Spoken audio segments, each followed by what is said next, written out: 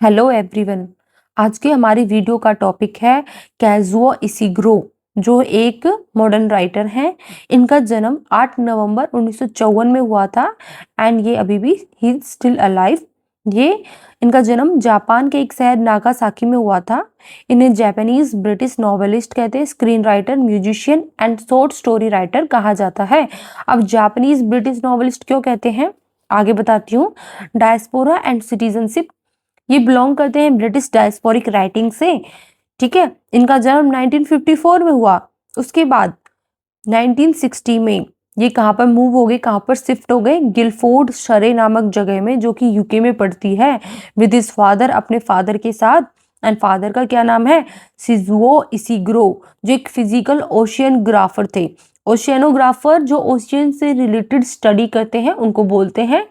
ठीक है, उसके बाद हमारे राइटर ने गेन की ब्रिटिश सिटीजनशिप 1983 में एंड ये वापस नहीं लौटे थे जापान अंटिल 1989। ठीक है, 1989 तक ईयर तक भी वो वापस जापान में नहीं लौटे थे।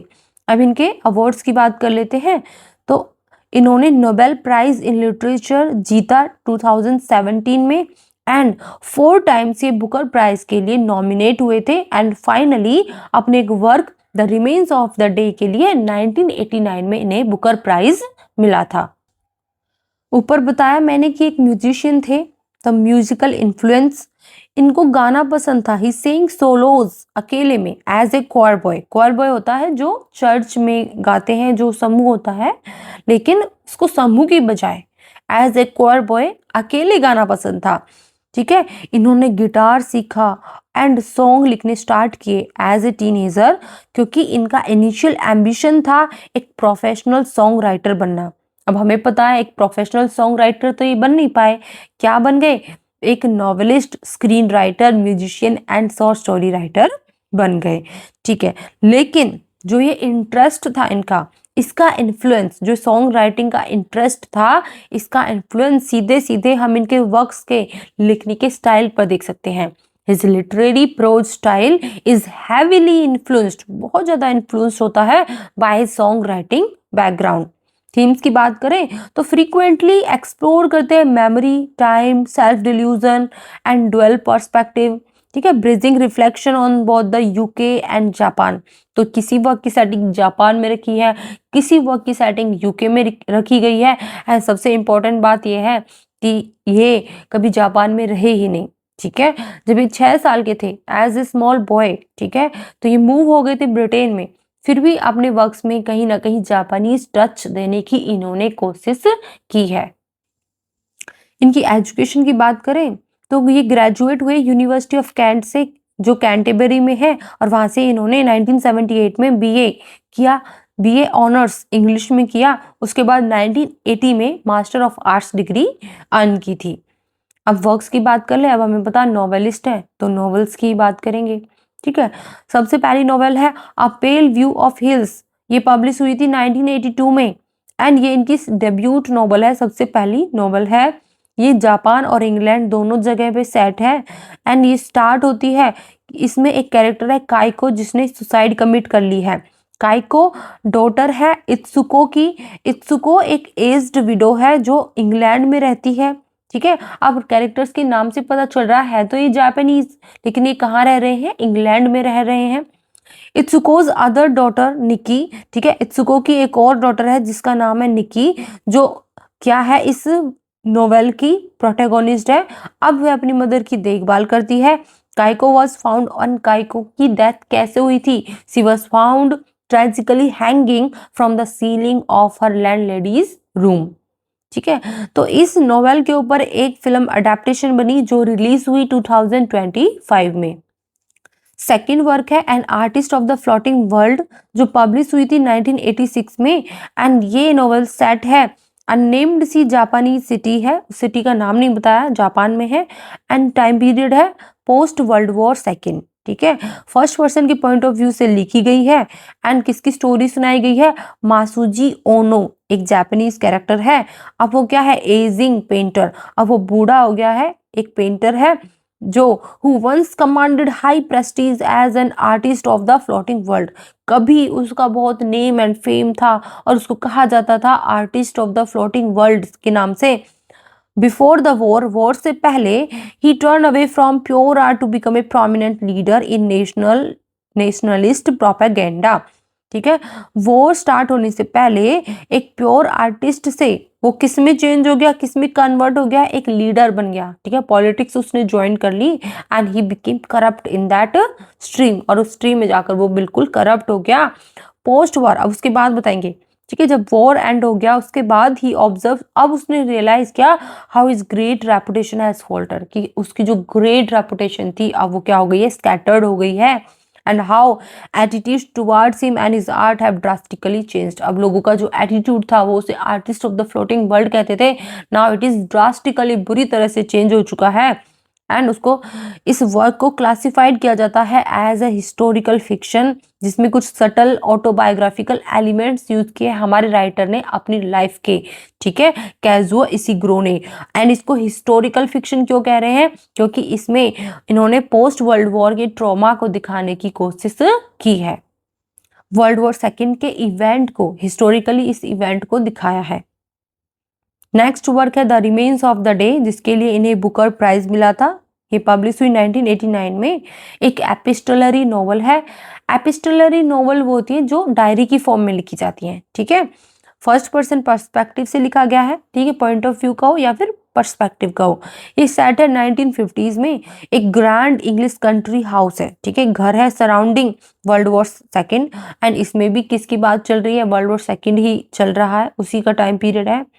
इसमें कैरेक्टर है स्टीवंस, जो एक इंग्लिश बटलर है, जिसने अपनी पूरी लाइफ डेडिकेट कर दी अपने लेट लॉर्ड डार्लिंगटन की सेवा में। अब वो क्या है, लेट है, दैट मीन्स उनकी डेथ हो चुकी है। किसकी, लॉर्ड डार्लिंगटन की। बटलर कौन होता है, butler means a person who takes care of a house. ठीक है, और द सर्वेंट्स, जो टेक केयर करता है, देखभाल करता है घर की। ठीक है, उसको क्या बोलते हैं, बटलर। अब ये काम कर रहा है एक नए अमेरिकन ओनर। ठीक है, एक इसका दूसरा ओनर है जो एक अमेरिकन है। अब वहां पर स्टीवंस को एक लेटर मिलता है मिस कैंटन का। ठीक है, मिस कैंटन एक कैरेक्टर है यहाँ पे, and they both in love, एक दूसरे से वो प्यार करते थे। बट जो हमारा कैरेक्टर है स्टीवंस, उसने उसे कभी प्रपोज नहीं किया। अब मिस कैंटन ने उसे जो लेटर लिखा उसमें उसने अपनी मैरिज के बारे में बताया, एंड उसकी मैरिज कैसी है, अनहैप्पी मैरिज है, किसी दूसरे व्यक्ति से उसने शादी की है, क्योंकि हमारा कैरेक्टर तो उसे कभी प्रपोज नहीं कर पाया। मिस कैंटन को पता ही नहीं चला कि स्टीवंस उसे कभी प्यार करता था। अब वो अपनी रियलाइज कर रहा है, अपनी इस रिग्रेट को, पछतावे को, इस मिस्टेक को रियलाइज कर रहा है वो। ठीक है, लास्ट में सब रिग्रेट पछतावा करने के बाद वो डिसाइड करता है कि अब ये टाइम है to stop living in the past, कि पास्ट में, ये पास्ट की बातों को पकड़ के रखने को अब ये टाइम आ चुका है कि उन सबको छोड़ दिया जाए। स्टॉप लिविंग, इस पास्ट में रहना छोड़ दिया जाए, एंड उसकी बजाय इंस्टेड जो भी जिंदगी के दिन बचे हैं, रिमेनिंग डेज है, उनको चैरिशली हैप्पीली इंजॉय किया जाए। ठीक है, एंड इस वर्क के लिए जैसे मैंने आपको बताया, इसको बुकर प्राइज मिला। एंड सलमान रश्दी जो हमारे इंडियन राइटर हैं, उसने इसकी प्रेज की। इसको क्या बोला कि एक मास्टरपीस है, जिसमें इशिग्रो ने अपनी कैपेसिटी दिखाई है, किस चीज़ की, ट्रैवल की एंड मेटामॉर्फोसिस की। ठीक है, ये वर्क अडॉप्ट हुआ था एक फिल्म में। ठीक है, 1993 में। ठीक है, इसके ऊपर एक फिल्म बनी जो कि 1993 में आई थी with the same name of the novel. Next work है व्हेन वी वर ऑर्फन्स, ये पब्लिश हुई 2000 में, एंड ये एक डिस्टिंक्टिव अलग सी डिटेक्टिव नॉवल है। ठीक है, कौन सी फॉर्म है नॉवल की, detective. Set primarily against the historical backdrop of Shanghai China, China में सेटिंग है इसकी। ठीक है, इस नॉवल के लिए इतना इंपॉर्टेंट है। नेक्स्ट वर्क है never let me go, and यह नॉवल पब्लिश हुई थी 2005 में। ये एक डायस्टोपियन साइंस फिक्शन नॉवल है जो कि 1980s 1990s में सेट की गई है इंग्लैंड में। ठीक है, एंड एक कैरेक्टर है कैथी, उसके पॉइंट ऑफ व्यू से बताई गई है। ठीक है, उसके पर्सपेक्टिव से सुनाई गई है। एंड इस स्टोरी में 3 फ्रेंड्स हैं जिनका नाम है कैथी, रथ एंड टॉमी।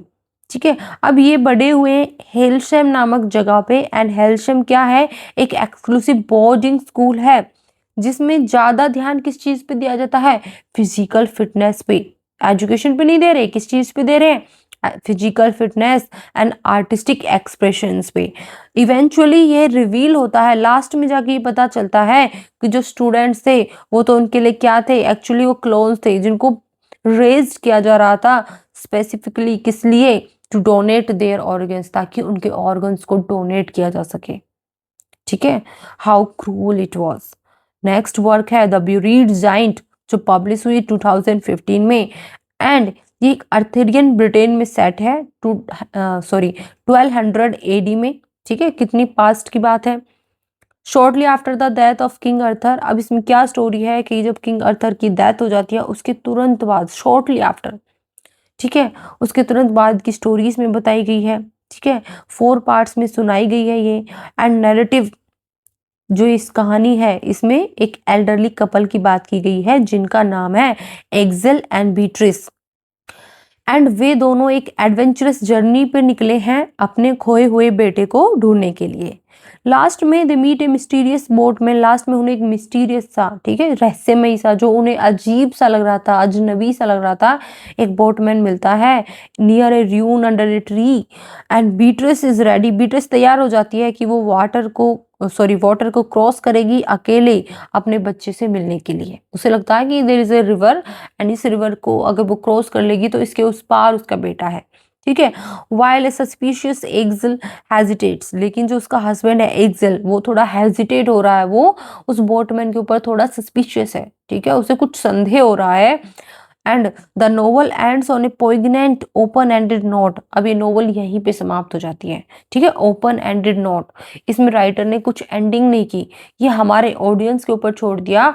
ठीक है, एंड स्टोरी यहीं पर एंड कर दी ना। अब आप सोचते रहो कि एक्सेल गया या नहीं गया बीट्रस के साथ, या फिर बीट्रस अकेली ही अपने बेटे से मिलने गई, या फिर वो बोटमैन रियली एक सस्पिशियस कैरेक्टर था, या फिर वो एक ऑनेस्ट पर्सन था। ठीक है, Kazuo Ishiguro was awarded the Nobel Prize shortly after this publication। जब ये वर्क पब्लिश हुआ तो उसके शॉर्टली आफ्टर 2017 में हमारे जो राइटर हैं उनको नोबेल प्राइज मिला था। नेक्स्ट, एंड इनकी जो फाइनल नोवेल है वो है क्लैरा एंड द सन, ये पब्लिश हुई है 2021 में, एंड ये सुनाई गई है फर्स्ट पर्सन पर्सपेक्टिव के थ्रू। ठीक है, और वो पर्सपेक्टिव किसका है, क्लारा का है। ठीक है, ये एक आर्टिफिशियल फ्रेंड है, एंड ये नोवेल एक्सप्लोर करती है डेंजर को टेक्नोलॉजिकल एडवांसमेंट के। ठीक है, the future of our world, ये थीम्स है इसकी, and the fundamental meaning of being human. ठीक है, इन सब चीज़ों के बारे में ये नोवेल बताती है। ठीक है, थोड़ा सा मैंने आपको जो नेवर लेट मी गो जो ये नॉवल है इसका जो फॉर्म है कि ये डायस्टोपियन साइंस फिक्शन में लिखी गई है, इसके बारे में थोड़ा सा बता देती हूँ। आई जस्ट स्किप्ड इट, मैं भूल गई थी। तो डायस्टोपियन साइंस फिक्शन यूटोपियन के एकदम अपोजिट होती है। अगर किसी वर्क में हमने ये लिखा कि एक यूटोपियन नोवेल है, उसका मतलब है एक आदर्श, एक परफेक्ट नोवेल, एक परफेक्ट दुनिया की बात ये नोवेल करने वाली है। लेकिन डायस्टोपियन होता है उसी का बिल्कुल अपोजिट, कि कहानी किस भविष्य के बारे में, जो आने वाला फ्यूचर है वो कितना डरावना है, क्रूर है, कितना क्रूर समाज को एज ए, ठीक है, इसमें पोर्ट्रे किया जाता है। तो जो साइंस है उसका जो इफेक्ट है फ्यूचर में, ठीक है, कैसा पड़ेगा, डायस्टोपियन पड़ेगा। ठीक है, बहुत ही बैड इफेक्ट पड़ने वाला है, इस चीज को इस नोवेल में दिखाया गया है। ठीक है, अब आगे चलते हैं जहां पर हम थे, वेयर वी वर लेफ्ट। अब मैंने बताया कि short stories and screenplays इन्होंने लिखे थे, स्टार्टिंग में बताया कोई ड्रामा नहीं लिखा इन्होंने। ठीक है, ये याद रखना, कोई पोयम नहीं लिखी, हाँ सॉन्ग्स लिखे हैं, नॉवेल्स लिखी हैं, स्क्रीन प्लेज लिखे हैं, एंड शॉर्ट स्टोरीज लिखी हैं, ये आप याद रखना। ठीक है, अब शॉर्ट स्टोरी कलेक्शन में है नॉकटर्न्स 5 stories of music and nightfall. ठीक है, ये 2009 में आई, बस यही है। ये डिस्क्राइब करती है, इसको ऐसे मतलब बोला भी जाता है कि एक स्टोरी साइकिल है, एंड एक जो कलेक्शन है फोकस करता है music, musician, bittersweet, transition of dusk. ठीक है, तो म्यूजिशियंस के ऊपर ये जो कलेक्शन ऑफ स्टोरीज है बेस्ड है। नेक्स्ट, जो स्क्रीन प्लेज इन्होंने लिखे, एंड उनमें से 3 याद कर लेते हैं। The saddest music in the world, second है the white countess, and third है लिविंग। इनके नाम याद करना इनफ है, ठीक है। एंड आज की वीडियो में सारा कुछ हमने अपने राइटर के बारे में कवर कर लिया है। एंड इससे बाहर कुछ भी इस राइटर के बारे में लर्न करने की कोई ज़रूरत नहीं है। That's it for this writer and also that's it for today. Thank you for watching.